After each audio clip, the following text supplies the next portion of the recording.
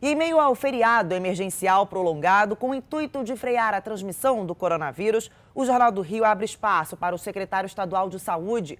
Na entrevista com o repórter Marcos Sadoc, a ocupação dos leitos, os desafios e a vacinação e a necessidade de apoio da população para conter essa doença. É com você, Sadoc. Boa noite, Yasmin. Boa noite para todo mundo que acompanha o Jornal do Rio. Exatamente isso, durante toda a semana foram várias medidas de distanciamento social. Estamos em uma restrição sanitária para tentar frear o avanço da doença aqui no estado.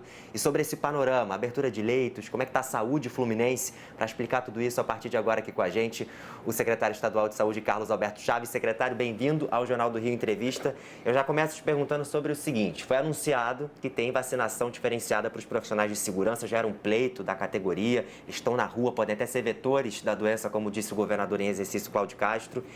E tinha uma preocupação se doses seriam retiradas ou não do calendário do grupo prioritário, o que não vai acontecer, né, secretário? A expectativa já em 12 de abril, quando começa essa vacinação, de cerca de 15 mil profissionais já recebendo essa dose. Como é que vai ser esse processo? Bom, isso é a primeira coisa, agradeço a oportunidade.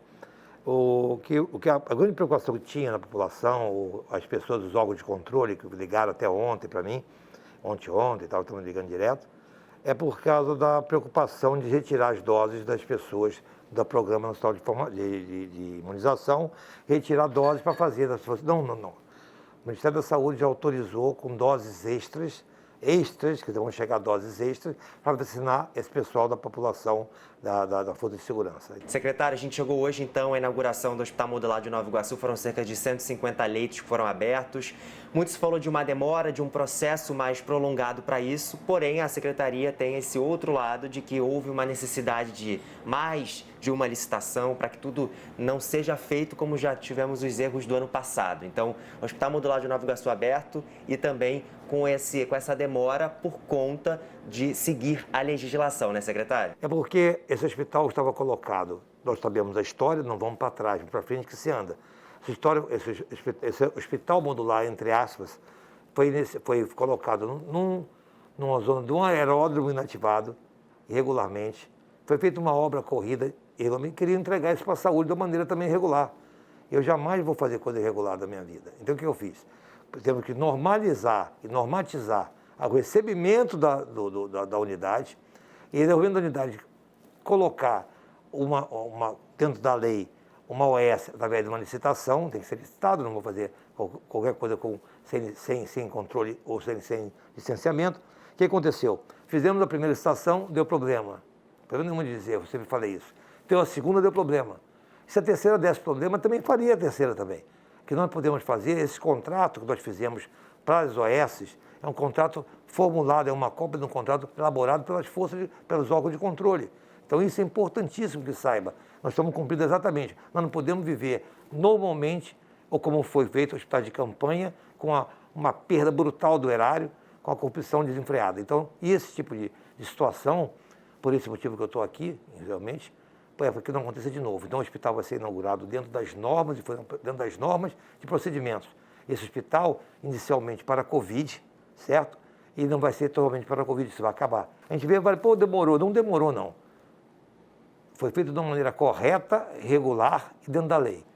Então, não podemos fazer uma obra, como já ter várias experiências passadas, fizeram 6 hospitais, só fizeram 2 funcionando, teve que cortar quando eu cheguei. Secretário, a gente viu que o Rio de Janeiro recebeu pacientes de Manaus, também há uma problemática aí em relação a essa mudança de leitos, transferência de leitos, cidades com a taxa de ocupação maior e outras menor. Seria possível fazer esse translado de maneira mais prática, o que não acontece? Queria que você falasse sobre, então, essa dificuldade de ter um sistema de fato unificado aqui no Rio de Janeiro. A regulação é a peça principal para o controle do SUS. Se nós usarmos, infelizmente, a regulação como moeda de troca, que os leitos e procedimentos são moeda de troca, sempre foi uma política. E nós não podemos aceitar isso. Então, hoje ainda, quando nós fizemos uma resolução para fazer a regulação única, infelizmente, não está acontecendo isso ainda. Você consegue dar um prazo para isso? É possível ter um prazo disso? De quando você consegue botar isso em prática, secretário? Não, já estou colocando em prática direto. Eu estou com 25 grupos colocados dentro do estado todinho, vendo aonde estão segurando os leitos. E aonde estiver segurando o leito, será denunciado peremptoriamente, não tem chance. Estou avisando antes, para depois um cara chega reclamando de uma maneira. esses leitos são do SUS e eu, como autoridade sanitária, eu tenho que fazer cumprir a lei. Eu não sou juiz, eu não interpreto lei, eu cumpro. Então, se estão dentro da lei, a regulação única para a Covid foi colocada em resolução, eles têm que cumprir. O Estado e o Ministério da Saúde está cofinanciando o leito Covid. Está sendo pago esses leitos. Então, se está pago, por que eles têm que guardar esse leito? Não podemos encontrar, como fizemos em algumas primeiras iniciais vistorias, 20 leitos separados ali, 30 ali. Não, isso não vai acontecer mais. Doa quem doer. Secretário, a gente chegou essa semana, então, ao calendário estadual de vacinação sendo anunciado. A expectativa é que se unifique para evitar aquela confusão de uma cidade com uma idade, a outra na outra. É difícil até de reportar sobre isso algumas vezes, porque são várias idades para uma região metropolitana que se desloca muito. Qual é o objetivo do calendário de imunização aqui do estado do Rio de Janeiro? Esse calendário é uma coisa importante, foi uma decisão da Secretaria, através da Vigilância em Saúde. É porque quando você começa a fazer cada município o seu calendário, muitos deles nem cumprindo até nem a PNI, o que acontece com isso? Faz que haja uma fuga do município vizinho. É aquela corrida de vacina, né? Você chegaram a ver bastante, né? Então, ele vai correr para outro município para pegar a vacina do outro. Se você ficar todos naquela data, e que todos saibam, bem transparente, que ele vai vacinar 70 anos, 69 anos naquele dia, ou mulheres naquele dia, homens no outro dia, tudo dentro de determinada norma, não vai ter o quê? Tumulto, fila, aglomeração, balbúrdia, pânico, medo de perder a vacina, entendeu? Você fazendo isso uma coisa bem clara, você vai saber o seguinte, que eu vou ter minha vacina tal dia, em qualquer município. O seu munícipe do Rio de Janeiro vai saber aquele dia. O de Itapeluna também vai saber daquele dia. Então, isso é uma coisa mais equânime, isso aí é uma coisa tranquila.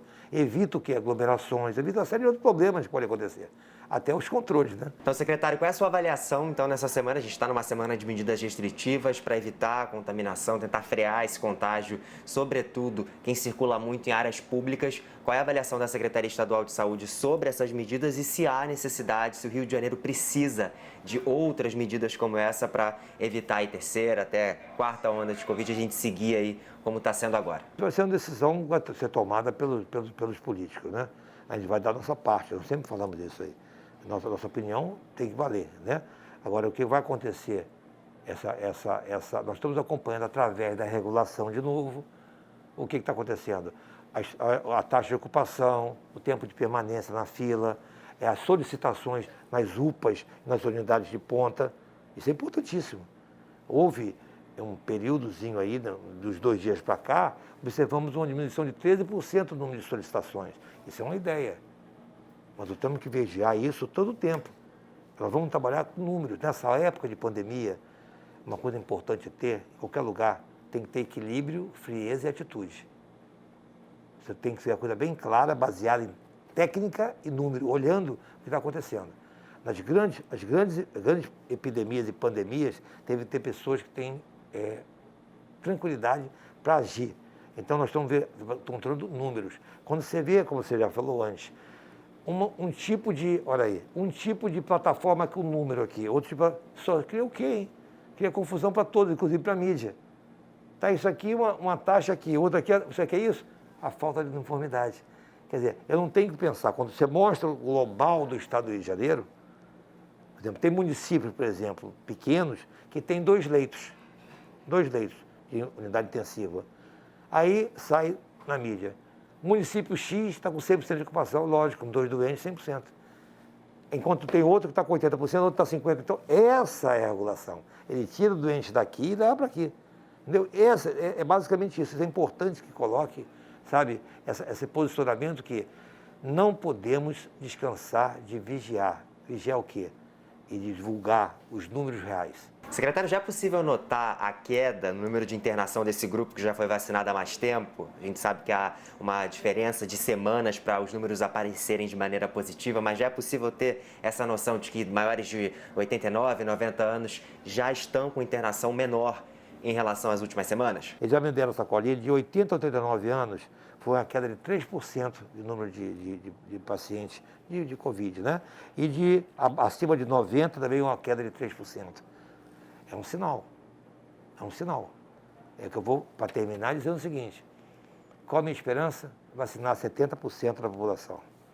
Se eu vacinar 70% da população, aí acabou o problema. Não acabou o problema, a pandemia continua, mas continuar com a máscara, continuar com os métodos de higiene, lavar de mãos, aquelas coisas todas. Não podemos achar que vacinando 70% acabou o problema. Não sei, novas cepas, não sei, eu não sou futurólogo. Com vacina, eu acredito que, essa é a opinião minha, da pessoal, né? Da vida, a vida me ensinou. Com agora o aparecimento de outras vacinas e a parte financeira entrando, que é importante, começou a ter dinheiro para comprar, vai aparecer as vacinas.